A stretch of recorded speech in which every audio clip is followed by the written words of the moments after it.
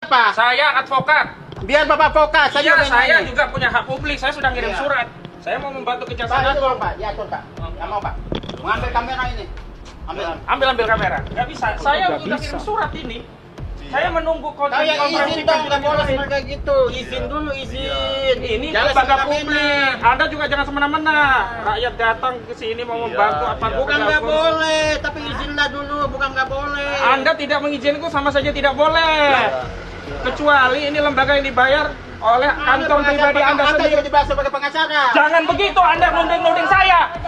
Lembaga Kejaksaan Agung seperti ini ya Pak? Dibayar sama kita. Kinerja penegakan hukum memang seperti ini. Saya ini bantu kinerja penegakan hukum di Kejaksaan Agung. Tapi Bapak ini ngotot dari awal. Iya, tapi dia ngotot. Anda aparat, Anda digaji. Nggak bisa Anda bicara semena-mena seperti itu. Saya menyampaikan sama Bapak tadi baik-baik. Tadi bukan menyampaikan, sombong Anda tadi. Nada dia ngotot. Bahasa Anda ini seperti kami ini mau penjahat saja datang kemari. Nih, kami menyampaikan surat kepada Kejaksaan Agung untuk membantu proses penyidikan kasus pagar laut dan sertifikat laut yang sekarang ini lagi viral. Kami temukan dokumen bukti-bukti untuk membantu Kejaksaan Agung untuk menegakkan hukum. Apa yang jadi soal? Kecuali kami datang mau ngerampok Kejaksaan Agung, nggak berani juga rakyat ngerampok Kejaksaan Agung. Awalnya Bapak. Saudara ini baru jadi aparat level begini saja sudah semena-mena, apalagi saudara mendapatkan amanah yang lebih besar. Kami ulangi ya, Bismillahirrahmanirrahim. Assalamualaikum warahmatullahi wabarakatuh. Jadi memang tadi ada sedikit keributan di kantor Kejaksaan Agung Republik Indonesia. Lagi-lagi ini karena kinerja aparat kita tidak punya sifat melayani dan mengayomi. Yang muncul ketika berhadapan dengan rakyat itu selalu menunjukkan ini kewenangan saya, ini hak saya, Anda harus demikian, Anda harus demikian. Sehingga kita yang sebenarnya datang dengan niat baik, membantu kinerja Kejaksaan Agung untuk membongkar dugaan tindak pidana korupsi dalam kasus terbitnya sertifikat di laut, ini justru malah terhambat. Jadi begini, kami tadi sedianya bertemu dengan penyidik atau PIC setidaknya dari Jaksa Agung Muda Tindak Pidana Korupsi Kejaksaan Agung Republik Indonesia, karena kita ketahui Jaksa Agung Tindak Pidana Korupsi sedang menangani perkara dugaan tindak pidana korupsi terkait penerbitan sejumlah sertifikat di laut di perairan Laut Tangerang. Nah, hari ini kami menyampaikan dokumen karena sebelumnya kita tahu bahwa Kejaksaan Agung sedang meminta dokumen dari Kepala Desa Kohot. Kepala Desa Kohot Kecamatan Paku Haji, Kabupaten Tangerang. Nah, hari ini kami justru ada temuan yang menarik, yakni kami temukan dokumen dari pemerintahan desa Kecamatan Kronjo, desanya Desa Kronjo. Apa dokumen yang kami temukan? Yakni adanya surat nomor 142 garing DS strip KR garing 039 garing 9 Romawi garing 2024 Tangerang tanggal 13 September 2024, berarti baru sekitar 2 atau 3 bulan yang lalu lah kira-kira ya. Yang ditujukan kepada Kepala Kantor Agraria Tata Ruang Badan Pertanahan Nasional Kabupaten Tangerang atau ATR BPN Kabupaten Tangerang, yang kemudian juga disekikan kepada Kepala Kantor Jasa Surveyor Berlisensi KJSB Raden Lukman Fauzi Parikesit di Jalan Bungur nomor 7 Blok A 131 Desa Margasari Kecamatan Tiga Raksa Kabupaten Tangerang. Perihalnya surat itu, dokumen yang kami temukan ya, adalah permohonan pengecekan lokasi sekaligus identifikasi bidang-bidang tanah yang terletak di Desa Kronjo, Kecamatan Kronjo, Kabupaten Tangerang, Provinsi Banten. Nah, yang menarik adalah dalam surat ini Kepala Desa Kronjo mendalilkan bahwa ada beberapa orang warga masyarakat desa yang dipimpin oleh Kepala Desa Kronjo ya, mengajukan permohonan berkaitan dengan adanya keinginan warga agar dapat memanfaatkan dan mengusahakan kembali bidang-bidang tanah milik mereka yang dahulu diperuntukkan sebagai tambak dan budidaya hasil laut lainnya. Nah, di dalam lampiran surat itu disebutkan ada setidaknya daftar pemohon dari Desa Kronjo itu ada 17 orang. Ada dari nomor kafling 12, 3, 1, 5, 13 sampai kafling 6. Ada Aisyah, Basiah binti Buang, Dalim, Hajah Risah binti Selim, Hajah Santia binti Sean, Maimunah, Neneng, Rina, Salamah, Samiah, Sartiban binti Tambi, Satibi, Sawiyah, Sami, Sobari, Sukiasih, Ules, Sumarno. Nah, pada saat yang bersamaan, tim kami yang lain melakukan penelusuran di lapangan, yakni wawancara kepada warga desa Kronjo, yang diantara nama-namanya ada dalam daftar tadi, ternyata mereka mengakui tidak pernah mengajukan permohonan itu kepada kepala desa Kronjo, baik secara lisan maupun secara tertulis. Yang kedua, mereka juga tidak pernah setor data-data kepada kepala desa Kronjo, baik secara lisan maupun tertulis, berkaitan bidang-bidang yang dijadikan catatan lampiran. Misalkan ada bidang 12 ini dengan giri 12-17, luasnya 39.474 meter persegi, luas petanya 39.474 persegi. Jadi dari 17 nama yang dimohonkan ini totalnya ada 80.400 berapa ini ya? 80,4 hektar gitulah kalau dihektarkan ya. Jadi 80,4450 hektar. Jadi kami menduga ini bagian dari modus operandi ya, melakukan sertifikasi lautan dengan dalih dulunya tambak atau budidaya laut lainnya oleh oknum kepala desa di Kronjo dalam rangka untuk menerbitkan sertifikat di atas laut. Maksud kami adalah bahwa modus operandi ini dugaannya adalah ada proses penipuan ya 378 KWP, kemudian pemalsuan 263 KWP, dan juga memasukkan keterangan palsu dalam dokumen 266 KUHP. Walau sekali lagi ini ranahnya pidana umum. Nah, kenapa kami datang ke Direktorat Tindak Pidana Khusus ya, Jampitsus Kejaksaan Agung? Karena tindak pidana khususnya, yakni dugaan tindak pidana korupsinya, terutama yang kami duga berkaitan dengan ketentuan pasal 2 dan pasal 3 Undang-Undang Nomor 31 Tahun 1999 tentang Tipikor atau tindak pidana korupsi. Nah, ini sedang diperiksa, diselidiki. Jadi kami ingin sampaikan bahwa apa yang terjadi di Desa Kohot itu juga terjadi di Desa Kronjo dan harus ditindaklanjuti gitu loh. Jangan sampai kita masyarakat diberi pemahaman seolah-olah sertifikat laut itu hanya di Desa Kohot. Padahal ada di beberapa desa lainnya yang sepanjang pantai utara Tangerang itu memang memiliki garis pantai atau punya wilayah laut ya. Ada yang masuk ke Kecamatan Paku Haji, ada Teluk Naga, ada Kecamatan Kronjo termasuk, banyak yang lainnya, ada berapa tadi? 6 ya. Dan beberapa desa di Teluk Naga saja ada beberapa desa, ada Tanjung Pasir ya. Kemudian ada yang di Kosambi itu Paku Haji juga ada desa lainnya, bukan hanya Desa Kohot, itu banyak. Nah, kita ini sebenarnya ingin membantu. Ini ada dokumen yang bisa menjadi dasar awal penyelidikan lebih lanjut. Sebab kami menduga kuat semua sertifikat yang dibuat oleh pihak desa ya, bukan kelurahan karena ini di kabupaten, pihak desa itu bermasalah. Salah satu modus operandinya adalah dengan mencatut nama warga desa seolah-olah warga desa dimaksud mengajukan permohonan untuk penerbitan sertifikat pada bidang-bidang tanah mereka yang seolah-olah tanah itu dahulunya adalah tambak atau setidaknya digunakan untuk budidaya laut lainnya. Yang kedua, karena ini baru sebatas dugaan, maka melalui surat kami tadi sudah diterima resmi. Ini ada tanda terimanya, tolong dicek di Zoom. Sudah ya? Ya. Surat ini sudah diterima oleh Kepala Kejagung RI Seki Dirdik Jampitsus Kamis 30 Januari 2025 yang menerima AYU 085891335519. Karena itu kami berkomitmen untuk membantu Kejaksaan Agung untuk membongkar kejahatan sertifikat laut dan pagar laut. Karena sampai hari ini kita tahu belum ada satupun orang yang ditangkap dalam kasus pagar laut termasuk dalam kasus sertifikat laut. Padahal melalui rilis resmi dari Kementerian ATR Kepala BPN Pak Nusron Wahid sudah tegas menyatakan di Kohot saja ada 263 SHGB dan 17 SHM.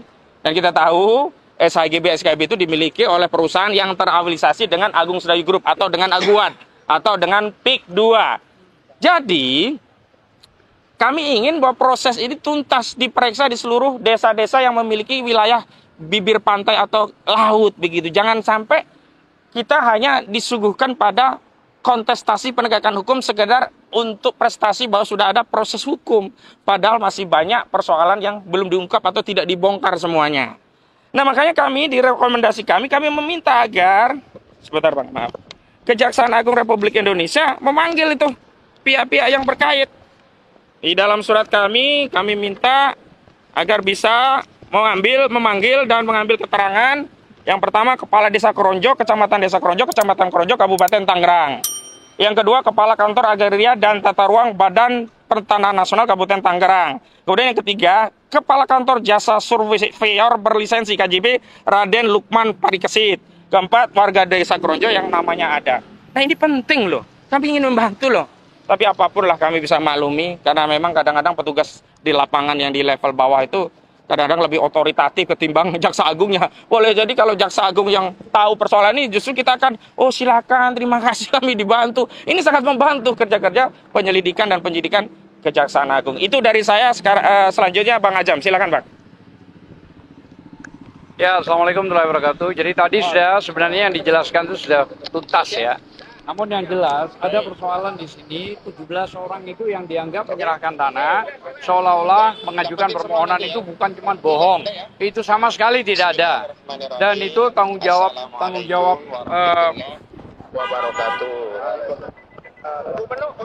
Ini kepencet ulang lagi. Jadi poinnya bahwa kami datang ke sini ini ingin menanyakan, membantu Kejaksaan Agung untuk menuntaskan persoalan perkara ini. Karena ini bukan main-main. Karena contoh di Tangerang, Banten ini contoh awal. Ternyata setelah kami juga turun, Sidoarjo, Madura, itu sudah menjadi fakta di lapangan hampir mirip dengan begini.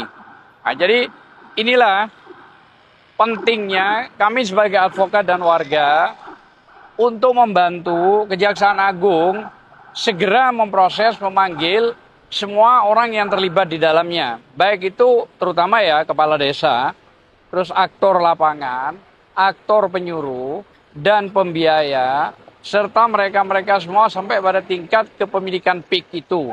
Karena mereka ini semua tidak punya izin, kami yakin itu tidak punya izin. Apalagi sudah dilakukan oleh Menteri ATR, sudah 55 sertifikat sudah dibatalkan.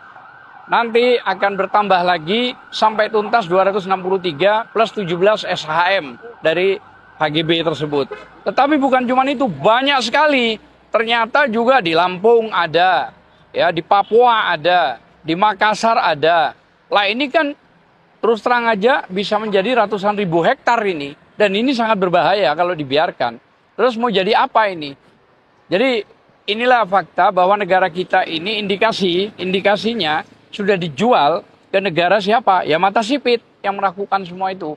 Nah makanya kalau negara ini kalah, rakyat yang akan maju. Itu loh maksudnya. Karena ini sudah parah banget ini. Ini luar biasa kejahatannya ini. Bukan cuma pengkhianatan, bukan juga penipuan, tapi ini sengaja mau di-Indonesiakan, ini mau dirubah menjadi Indochina. Kira-kira begitu ya. Mudah-mudahan Allah masih meridhoi dan melindungi negara kita dari segala macam bentuk mara bahaya. Dan bahkan kalau spirit doa kita, mudah-mudahan dinaikkan itu air laut supaya semua tuntas, tidak tersisa lagi, sehingga sulit membuktikan bahwa kepemilikan itu adalah materialnya ada. Saya kira itu aja. Ya, selanjutnya Pak Nur Saman, silakan Pak. Terima kasih.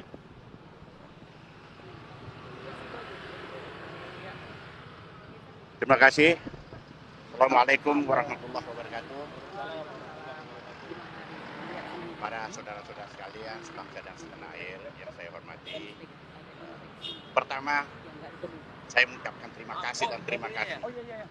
Terima kasih kepada langkah Bapak Presiden. Sudah mengambil langkah, tapi tidak harus sampai di sini aja. Oke. Yang kedua, saya minta kementerian, seluruh stakeholder yang terkait dengan PIK 1, PIK 2 ini, dengan ASN, PSN, segera mengambil langkah. Sudah beberapa pembicara tadi ini nih, dari saudara sumber ini menyinggung tentang masalah itu. Saya pertegas, segera dan segera. Jangan tunggu rakyat akan marah nanti kepada Anda. Kalau bermain-main seperti ini nih. Jangan orang kecil dikorbankan. yang pasang pagar, yang dibawa jadi cecung sebagai itu. Jangan dikorbankan itu, Pak. Ada yang bertanggung jawab di atas. Kementerian-kementerian, dinas-dinas yang ini, yang terkait. Termasuk adalah para cukong-cukong, Aguan dan Antoni Salim. Termasuk yang siapa ya penanggung jawabnya? Ini Jokowi. Itu sehingga terjadi seperti ini. Jadi saya minta, ini langkah baik, Bapak Presiden sudah memperhatikan rakyatnya. Jangan berhenti, Pak. Bapak, rakyat akan di belakang Bapak. Kalau ini dituntaskan, Pak, dituntaskan nanti ini nih, bukan di belakang Bapak. Rakyat di depan Bapak untuk melawan semua kejaliman-kejaliman para pecundang-pecundang yang mau merusak bangsa kita ini. Di depan Bapak Presiden rakyat, dan saya siap memimpin rakyat Indonesia untuk melawan bila ada yang mau mencoba untuk menggagalkan niat baik Bapak Presiden, yaitu Bapak Presiden Prabowo Subianto.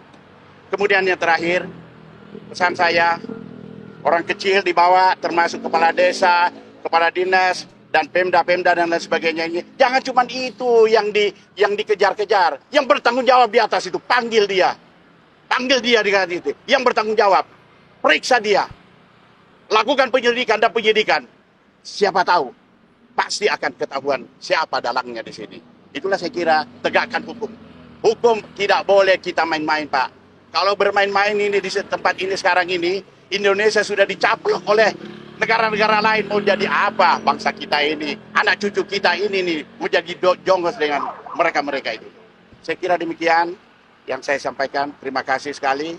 Mengharapkan satu-satunya harapan rakyat bangsa Indonesia adalah kepada Presiden. Yang lain-lain tidak dipercaya. Kementerian yang terkait itu tidak dipercaya, Pak. Yang masih dipercaya sekarang adalah Bapak Presiden Jenderal TNI Prabowo Subianto. Yang terhormat. Salam, Komando. Makasih. Assalamualaikum warahmatullahi wabarakatuh. Bismillahirrahmanirrahim. Assalamualaikum warahmatullahi wabarakatuh. Merdeka! Merdeka! Saudara-saudaraku sekalian, pada hari ini ya sudah disampaikan oleh ketua kita, koordinator daripada advokat MOR PTR PIK 2 bahwa kita hari ini hadir untuk melaporkan kepada Kejagung dan memberikan informasi bahwa ada 17 nama dari warga desa Kronjo yang merasa tidak pernah mengajukan sertifikasi tapi nama mereka dicatut ya. Saya kira sudah cukup panjang lebar tadi disampaikan.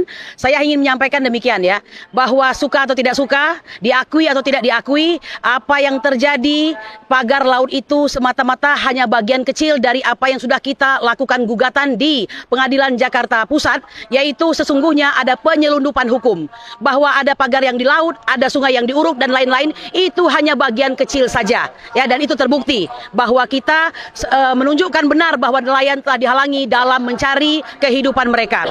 Nah, oleh karena itu, kami ingin menyampaikan Bapak Joko Widodo sebagai salah satu yang digugat oleh kita, Anda seharusnya bertanggung jawab ya, dan tidak dengan mengatakan bahwa lihat dulu apakah sudah diikuti aturannya, apakah sudah benar prosedurnya. Ini bukan soal itu. Menunjukkan bahwa Anda tidak mengetahui bahwa yang sesungguhnya barang haram itu tidak akan pernah menjadi halal. Ya, sebagai analogi, babi itu ya tetap haram. Ya, walaupun mau dimasak sebersih apapun, dengan peralatan semahal apapun, tetap akan menjadi haram. Nah, oleh karena itu, proses pengambil alihan, proses pencaplokan, perampasan itu adalah haram dan tidak akan pernah menjadi halal walau telah dilakukan dengan adanya kerjasama dengan kepala desa kah, BPN kah, sampai dengan orang-orang berkuasa di atas ya. Nah, oleh karena itu saya kira sudah waktunya kepada Bapak Kapolri ya, Kepala Kepolisian Republik Indonesia ya, kepada Bapak Prabowo Subianto, kami mohon ini didengarkan Pak, bahwa mungkin beliau ini sudah terlalu lama menjabat ya.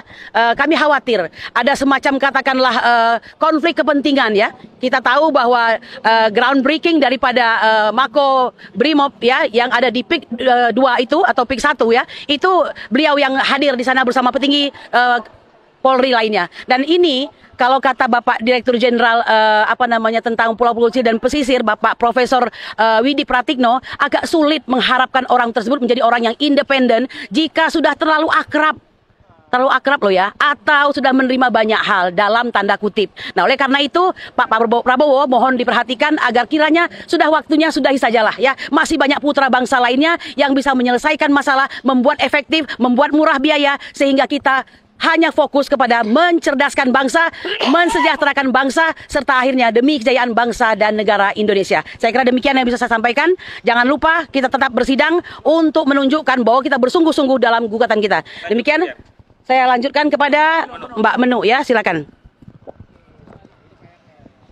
Assalamualaikum warahmatullahi wabarakatuh. Mungkin di sini saya mengemukakannya mungkin beda ya dari yang lain karena saya adalah emak-emak. Tetapi dalam kasus ini ada terjadi pembiaran kejahatan, di mana yang kriminal yang melakukan suatu tindakan kejahatan itu sudah jelas, tetapi kok kayaknya pihak berwenang di sini dalam khususnya adalah polisi ya, itu tidak melakukan apa-apa, tapi cenderung diam. Kita membayangkan sekarang adalah masyarakat Banten yang mereka ada di sana, mereka yang merasakan diintimidasi, tapi mereka tidak tahu mau kemana.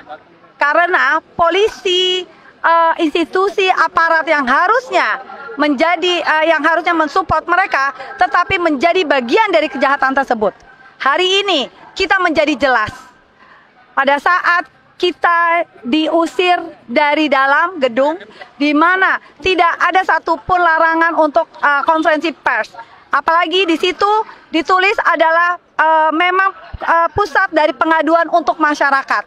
Jadi harusnya kami bebas-bebas saja. Toh apa yang kami adukan itu relatif kok dengan apa yang terjadi di lapangan. Jadi sekali lagi, 2/3 dari negeri kita sudah diberikan kepada pihak asing. Dan tidak mungkin para pejabat, para aparat itu tidak mengetahui. Mereka pasti mengetahui, maaf kalau saya bilang mereka adalah bagian dari itu juga. Sekian dari saya, terima kasih. Wassalamualaikum warahmatullahi wabarakatuh. Susi.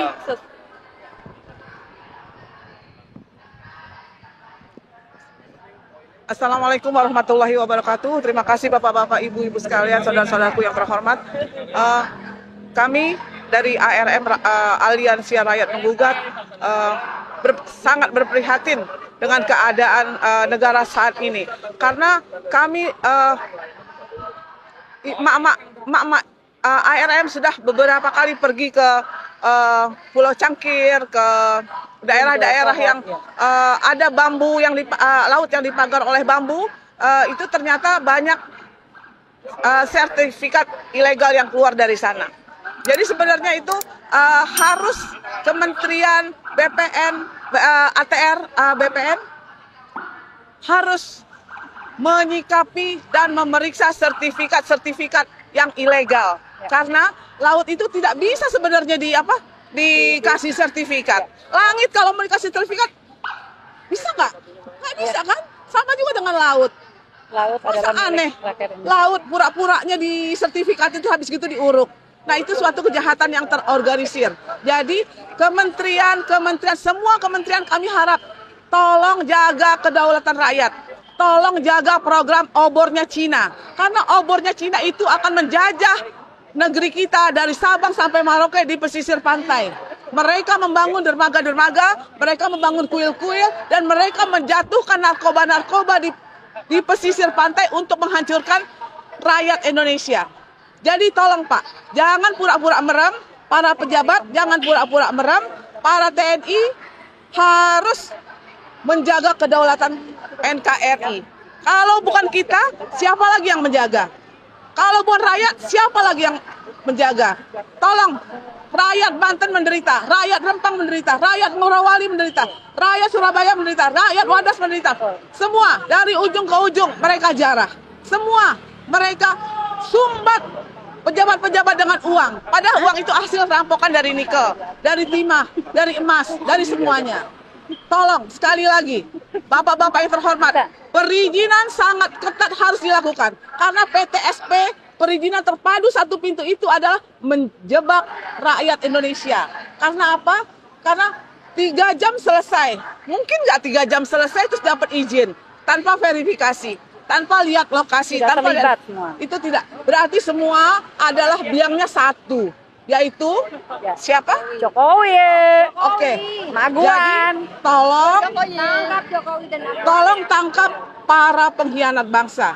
Kami rakyat Indonesia tidak rela negara ini dijajah oleh bangsa Cina dan bangsa asing, terutama bangsa Cina yang sangat menjajah negeri ini dari Sabang sampai Merauke. Mereka ambil semua sumber daya alam. Laut mereka ambil, bumi mereka ambil, semua mereka ambil. Mereka berkolaborasi dan diberi karpet merah oleh pejabat-pejabat yang haus dan rakus. Jadi kami minta tolong sekali lagi kepada para pemimpin negeri, kepada jenderal semua, terutama kepada Pak Prabowo yang terhormat, yang kami hormati, yang kami pilih 2 kali sebelumnya, Pak. Sebelumnya kami pilih Bapak 2014 dan 2019 kami pilih Bapak. Kami mengharapkan Bapak putuskan mata rantai dengan kejahatan-kejahatan itu, Pak. Rakyat akan membela Bapak. Rakyat akan berjuang di belakang Bapak. Tolong, Pak. Kalau Bapak bela rakyat, kami akan berjuang untuk Bapak. Tapi kalau Bapak tidak bela rakyat, Bapak akan sedih nantinya akhirnya, Pak. Mohon maaf. Mohon maaf. Terima kasih. Wassalamualaikum warahmatullahi wabarakatuh. Kami adalah Ibu Pertiwi yang merawat. Kami adalah burung Garuda, bukan naga.